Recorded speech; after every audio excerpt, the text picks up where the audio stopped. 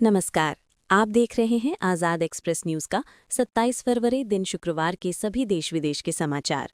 आज की प्रमुख खबरें संक्षेप में। ब्रिटेन में 40 साल पुराने हिंदू मंदिर पर संकट। ब्रिटेन की पीटरबरो शहर में स्थित 40 वर्ष पुराने भारत हिंदू समाज मंदिर के बंद होने का खतरा मंडरा रहा है। सिटी काउंसिल ने मंदिर वाले भवन को बेचने का फैसला लिया है, ये कहते हुए कि इससे करदाताओं को सर्वोत्तम मूल्य मिलेगा। मंदिर प्रशासन और हिंदू काउंसिल यूके ने इस निर्णय का विरोध करते हुए पारदर्शिता की मांग की है। समुदाय ने इसे विरासत और विश्वास का मुद्दा बताया है। दक्षिण अफ्रीका में राष्ट्रीय हिंदू सम्मेलन। विश्व हिंदू परिषद की दक्षिण अफ्रीका शाखा प्रिटोरिया में राष्ट्रीय हिंदू सम्मेलन आयोजित करने जा रही है। द नेशनल रीसेट विषय पर आधारित इस सम्मेलन में आर्थिक चुनौतियों, युवाओं में बेरोजगारी और सामाजिक मुद्दों पर चर्चा होगी। आयोजकों के अनुसार सम्मेलन में ठोस कार्ययोजना तैयार की जाएगी। उत्तर कोरिया की दक्षिण कोरिया को चेतावनी। उत्तर कोरिया के नेता किम जोंग उन ने चेतावनी दी है कि अगर उनकी सुरक्षा को खतरा हुआ तो वे दक्षिण कोरिया को पूरी तरह मिटा सकते हैं। हालांकि उन्होंने अमेरिका के साथ बातचीत के रास्ते खुले रखने के संकेत भी दिए हैं। विशेषज्ञ इसे सैन्य रणनीति का हिस्सा मान रहे हैं।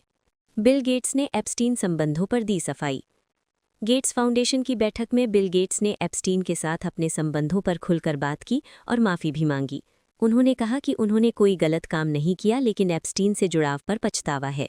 इस मामले में अमेरिकी न्याय मंत्रालय भी संबंधित दस्तावेजों की समीक्षा कर रहा है। एप्स्टीन फाइल की समीक्षा करेगा अमेरिकी न्याय मंत्रालय। अमेरिकी न्याय मंत्रालय जांच कर रहा है कि क्या एप्स्टीन मामले से जुड़े कुछ दस्तावेज रोके गए थे। ये कदम मीडिया रिपोर्ट्स के बाद उठाया गया है, जिनमें कुछ अहम रिकॉर्ड के सार्वजनिक न होने की बात कही गई थी।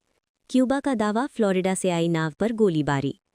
क्यूबा ने दावा किया है कि फ्लोरिडा से आई एक स्पीड बोट से सैनिकों पर गोली चलाई गई, जिसके बाद जवाबी कार्रवाई में 4 लोगों को मार गिराया गया।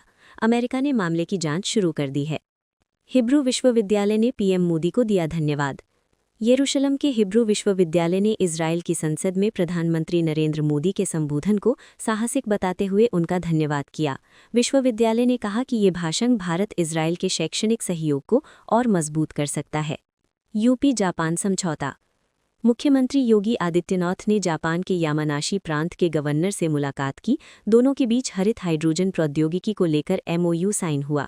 इसके तहत यूपी के छात्रों को जापान में प्रशिक्षण मिलेगा।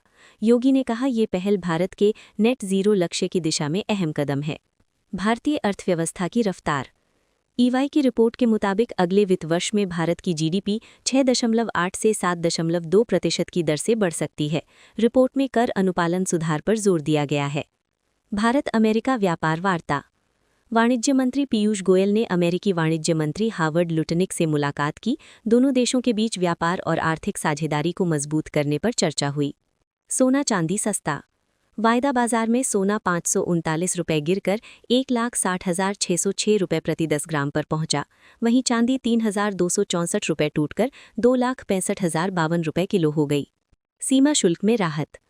मार्च से पात्र विनिर्माता आयातकों को 30 दिन की सीमा शुल्क स्थगन सुविधा मिलेगी। इससे उद्योगों को पूंजी प्रबंधन में मदद मिलेगी। निर्यात को बढ़ावा। राजस्व सचिव ने कहा, सीमा शुल्क प्रक्रियाएं निर्यातकों को वैश्विक बाजार तक तेज और आसान पहुंच देने वाली होनी चाहिए। मोदी का इजरायल दौरा। प्रधानमंत्री मोदी ने इजरायल में टेक्नोलॉजी प्रदर्शनी का दौरा किया और वहां की कंपनियों को भारत में निवेश का आमंत्रण दिया। एआई, क्वांटम और कृषि तकनीक पर सहयोग बढ़ाने पर जोर दिया गया। अमेरिकी अर्थव्यवस्था पर आईएमएफ रिपोर्ट। आईएमएफ के अनुसार अमेरिकी अर्थव्यवस्था मजबूत है, लेकिन बढ़ता कर्ज और शुल्क नीति जोखिम बने हुए हैं। सेडिमैक मैकाट्रॉनिक्स का आईपीओ। कंपनी का 1,087 करोड़ रुपए का आईपीओ 4 मार्च को खुलेगा। प्राइस बैंड 1,287 से 1,352 रुपये प्रति शेयर